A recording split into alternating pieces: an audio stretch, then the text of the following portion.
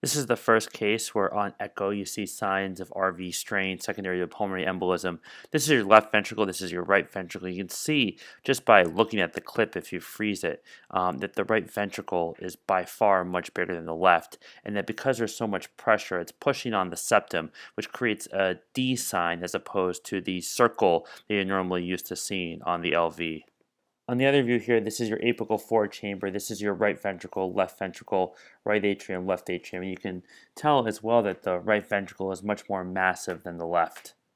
This is the second case, and you have oblique attempts of the apical four chamber. This is your right ventricle, this is your left ventricle. But this video does a really good job of illustrating what a McConnell sign looks like. You can see the apex here that's moving very nicely, known as the apical wink, or also known as that there is decreased movement of the right ventricle with sparing of the apex. With this view here and this view, it does illustrate that the right ventricle is pretty massive and that there is sign of RV strain and a McConnell sign.